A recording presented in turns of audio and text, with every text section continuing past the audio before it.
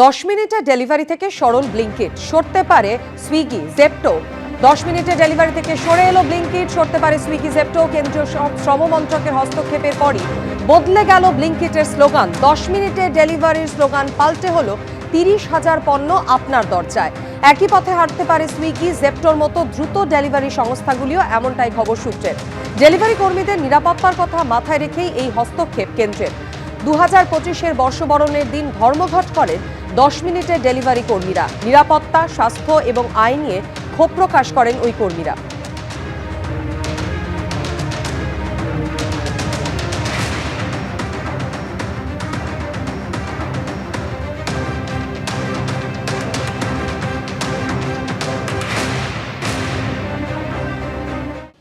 ফের অভিষেক বন্দ্যোপাধ্যায়ের মঞ্চে দেখা গেল ভূতেদের র্যাম্প ওয়াক।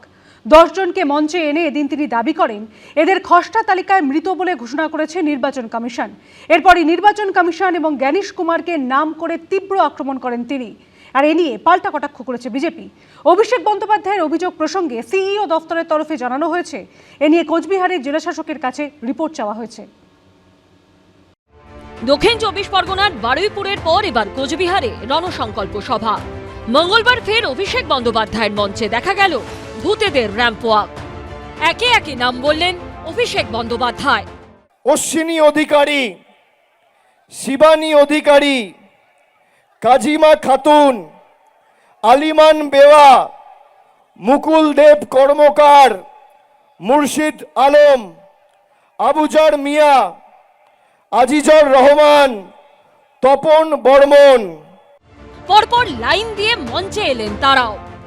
10 জন মানুষকে আজকে আপনাদের সামনে আমি উপস্থিত করব। আমি নামগুলো পড়ছি, শুনুন। এসছেন সবাই? আসুন আসুন আসুন দাদা, এখানে দাঁড়ান, আসুন। সব দেখতে পাচ্ছেন? এখানে সামনে দাঁড়ান, আপনারা সামনে দাঁড়ান। দেখতে পাচ্ছেন? দেখতে পাচ্ছেন সবাইকে? দেখতে পাচ্ছেন? সবাইকে দেখতে পাচ্ছেন না আমাকে একা দেখছেন? দেখতে পাচ্ছেন? আমার সাথে 10 জন রয়েছে, সবাই কুচবিহার জেলার মানুষ। কিন্তু এরা কারা? অভিষেক বন্দ্যোপাধ্যায় দাবি করেন এই 10 জনকে খসড়া তালিকায় মৃত বলে ঘোষণা করেছে নির্বাচন কমিশন। এরপরে নির্বাচন কমিশন ও জ্ঞানেশ কুমারকে নাম করে তীব্র নিশানা করেন অভিষেক বন্দ্যোপাধ্যায়। এই 10 জনকে বিজেপির দালাল ইলেকশন কমিশন আর মুখ্য নির্বাচন কমিশনার জ্ঞানেশ কুমার মৃত বলে ঘোষণা করেছে। এই 10 জন মানুষকে এদের ভোটার লিস্ট থেকে নাম কেটে দেওয়া হয়েছে, বলেছে এদের কোনো অস্তিত্ব নেই, এরা মৃত। আমার পাশে যারা আছে তাদেরকে কি মৃত মনে হচ্ছে? কি কুচবিহারের ভাইয়েরা জবাব দেবেন না? যারা এই মাটিকে বঞ্চিত করেছে, অপমানিত করেছে, তাদেরকে জবাব দেবেন না? আমাদের ভোটাধিকার কেড়ে নিতে চেয়েছে এই দিল্লির জমিদার আর বিজেপির জল্লাদরা। আগামীর লড়াই এদেরকে উপড়ে ফেলার লড়াই, এদেরকে বিসর্জন দেওয়ার লড়াই, এই ছাইপাস আবর্জনাগুলোকে সাফ করবার লড়াই। এর আগে বারুইপুরেও ঠিক এইভাবেই খসড়া ভোটার তালিকায় মৃত বলে দেখানো ভোটারদের মঞ্চে তুলেছিলেন তৃণমূলের সর্বভারতীয় সাধারণ সম্পাদক। এবার শুনুন, ইলেকশন কমিশন এদের দেখতে পাচ্ছেন না, এদের মৃত ঘোষণা করে দিয়েছে। এই জন্য আমি রাম মানিয়েছি। আর এরকম 3-4টে কেস না, খালি দক্ষিণ 24 পরগনা জেলায় 24 জন রয়েছে যারা জীবন্ত বহাল তবিয়তে রয়েছে, কিন্তু এদের দেখিয়ে দিয়েছে মারা গেছে। কোনোদিন মৃত ব্যক্তিদের র্যাম্পে হাঁটতে দেখেছেন? দেখেছেন? দেখেছেন? এই কারণ আমি তৈরি করেছি যে এদের কি চক্রান্ত, বাংলার মানুষ যাতে ভোটাধিকার প্রয়োগ না করতে পারে এদেরকে মৃত দেখিয়ে দেওয়া হয়েছে। দক্ষিণবঙ্গের বারুইপুরের পর উত্তরবঙ্গের কোচবিহারেও একই কৌশল নিলেন তিনি, জানিয়ে পাল্টা সুর চড়িয়েছে বিজেপি। অভিষেক রাজনীতির কলঙ্ক, রাজনৈতিক ব্যবসাদার, তোলাবাজদের অধিপতি। তিনি বিভিন্ন সভায় ভূতদেরকে র্যাম্পে হাঁটাচ্ছেন, আর জীবিত মানুষ ভূত এই কথা বলে তিনি নির্বাচন কমিশনকে দোষারোপ করছেন। আমি অভিষেক ব্যানার্জিকে চ্যালেঞ্জ করছি, আপনার যদি দম থাকে, আপনার যদি ক্ষমতা থাকে, তাহলে আপনি এই জীবিত মানুষদেরকে যারা মৃত হিসাবে দেখিয়েছেন সেই বিএলওদেরকে র্যাম্পে হাঁটান। আমরা দেখতে চাই জীবিত মানুষকে ভূত বানানো বিএলও আসলে কারা।